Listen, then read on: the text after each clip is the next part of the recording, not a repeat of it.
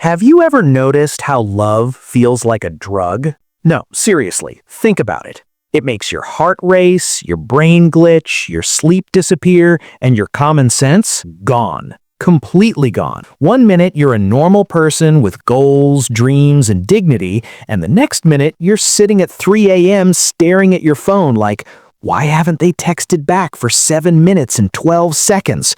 Are they alive? Do they hate me? Did they find someone else? Am I overthinking? Yes. Will I stop? No. Welcome to the addiction called love. And the craziest part? We all go through it. Even the strongest, most emotionally stable people end up acting like confused Wi-Fi signals when they fall in love. So today, let's talk honestly and with a little humor about why love makes us obsessed, attached, impatient, and sometimes a little stupid. Don't worry, we're all in this together. Love isn't just an emotion. It's a full-on biochemical roller coaster with no seatbelt. Your brain literally floods itself with chemicals the same way it reacts to sugar, adrenaline, or, well, addictive substances. No wonder falling in love feels like being high. You're happy for no reason, you smile at walls, you replay messages 200 times, and every sad song suddenly makes sense. But you know the funny part? Even when we know how messy love can get, we still run toward it like, yes, break my heart again. I want to feel something. So, let's break down this addiction the human way. Reason number 1. Love gives us the emotional high our brain secretly craves. You know that feeling when someone texts you, I miss you? Instant dopamine, pure happiness, like your brain suddenly throws a party. Yes, confirmation, validation, we are loved. It's almost the same reaction you get from chocolate, which explains why people in love suddenly stop caring about food. Who needs lunch when someone sent a heart emoji? Love is basically nature's way of tricking us into bonding. It makes us feel excited, energetic, and full of hope, like life suddenly has a soundtrack playing in the background. And just like any addiction, once you taste that feeling, you want more. Again and again and again. Reason number 2. Love gives us comfort, and comfort is dangerously addictive. There's something magical about having that one person who feels like home, the one who listens, who understands you, who laughs at your jokes even when they're not funny, the one who says, don't worry, I'm here. That comfort, that safety, that warmth is one of the strongest emotional addictions humans experience. Because once your heart gets used to someone's presence, their absence feels like withdrawal. Like when someone stops texting you the way they used to. Suddenly your brain is like, I can't breathe, life has no meaning, water has no taste, help! That's how powerful emotional comfort is. Reason number 3. Love comes with mystery, and humans love mystery. Let's be honest, half of the excitement in love comes from the unknown. Do they like me? Are they thinking about me? What did they mean by that emoji? Why did they see my message but not reply?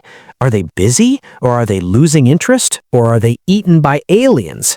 Our brain loves guessing. It loves analyzing. It loves creating stories. That's why love feels like a Netflix series, except the episodes come out unpredictably and the plot makes no sense. But that uncertainty, it's addictive because we want answers. We want clarity. We want the happy ending. And that curiosity keeps us hooked. Reason number 4. Love gives us purpose even when it shouldn't. It's funny how love can make people suddenly change their entire schedule. You'll see someone who never wakes up before 11 a.m. suddenly texting good morning at 7 a.m. just because they're in love. You'll see someone who hates long calls suddenly becoming a late-night philosopher. Love turns normal people into poets, chefs, singers, and motivational speakers. Because love gives us meaning, something to care about, something to look forward to. It makes life feel less empty, less lonely, and that feeling, having a purpose, is extremely addictive. Reason number 5. Love feels rare, even when it's not. When someone gives you attention, love, appreciation, and consistency, it feels special. It feels rare. It feels like, wow, out of everyone, why me?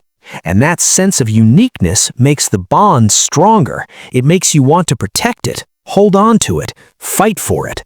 Even sometimes it wasn't actually love.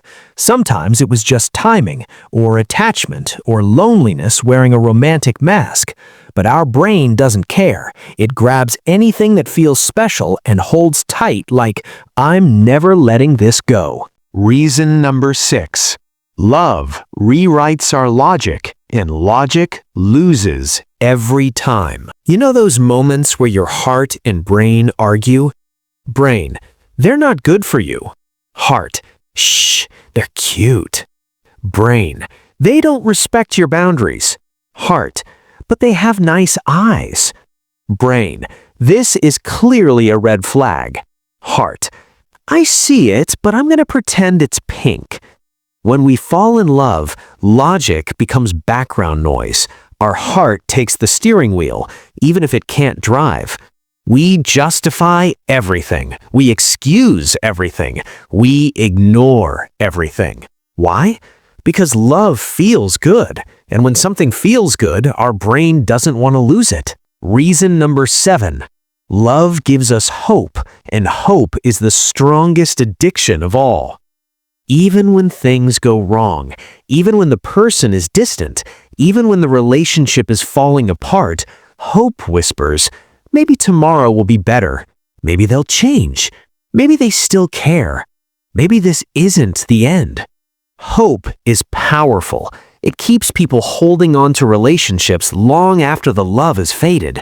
It keeps them fighting for someone who stopped fighting for them. It keeps them believing in a future that may never come. And that hope, that maybe, is one of the most addictive experiences in the world. But here's the twist. Love itself isn't the problem. The real problem is when we confuse attachment with love, attention with love, habit with love, or hope with love.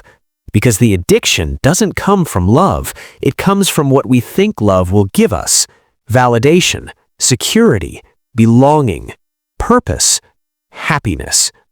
But here's the truth. No person can be your entire source of happiness. No relationship can heal every wound. No partner can fill every empty space inside you. Love is beautiful, but it becomes dangerous when you forget yourself in the process. So, how do we escape this addiction? Not by avoiding love, not by shutting people out, not by pretending you don't care, but by learning this simple truth. Love should add to your life, not consume it. Love should support you, not replace you. Love should feel like a blessing, not a withdrawal. Real love doesn't drain you, it doesn't confuse you, it doesn't make you question your worth. Real love feels calm, steady, healthy, safe. Like peace, not chaos.